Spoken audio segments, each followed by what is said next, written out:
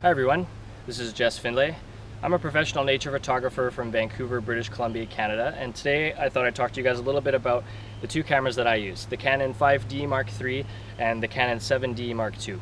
So I've been getting a lot of messages lately, people asking which of these cameras I prefer, which one I would recommend to them.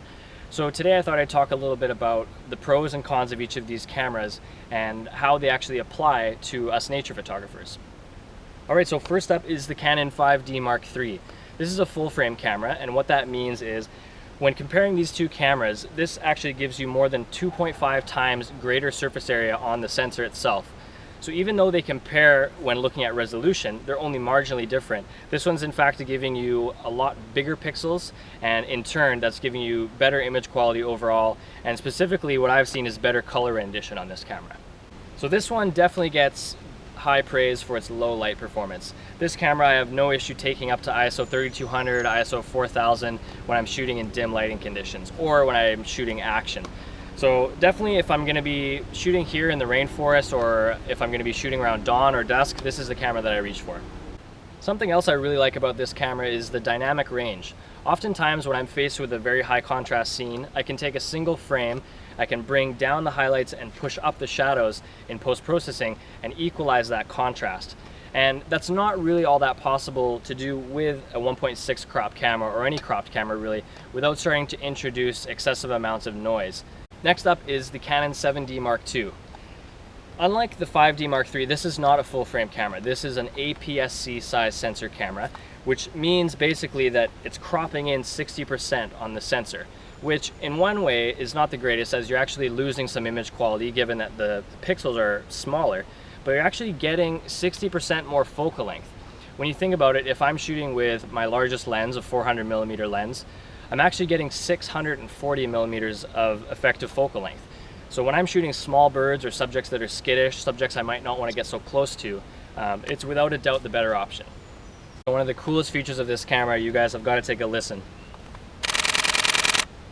That's 10 frames per second, and in certain situations where you're shooting action or you just don't want to miss that moment, this camera is absolutely invaluable. That frame rate has come in handy a lot. Even with just photographing with this camera for a little under a month now, I've already noticed the benefits. So that's really sweet to have. Also, speaking of shooting action with this camera, the autofocus on this camera, especially the speed, not only the accuracy but the speed, is phenomenal. It focuses quite a bit faster than my 5D Mark III, which is by no means a slouch in this regard, but I've really noticed quite a difference with this camera. Although the autofocus on this camera is absolutely fantastic, I have noticed a couple things with the autofocus on this camera that I don't quite like.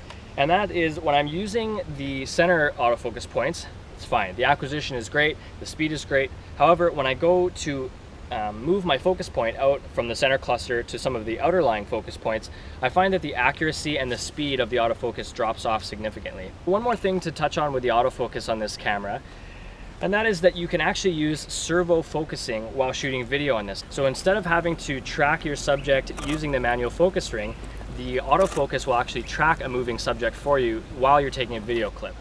I don't do a lot of video, but for me, that's really promoted me shooting more video while I'm out in the field and not having to fumble around with the focus ring.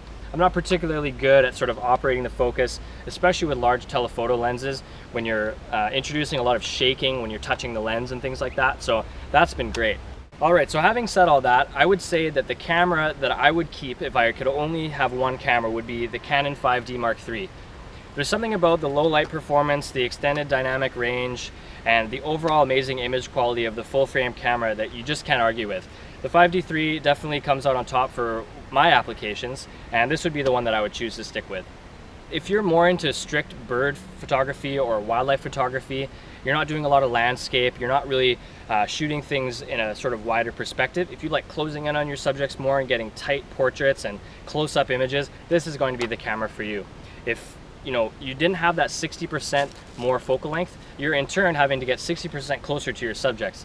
So that can pose some difficulties for shooting wildlife. So if you're into that style, this is the one for you, the 7D Mark II. Alright guys, well I hope this has been helpful. If you have any questions about either of these two cameras or nature photography in general, leave them in the comment section below. Otherwise, get out there with your cameras and happy shooting.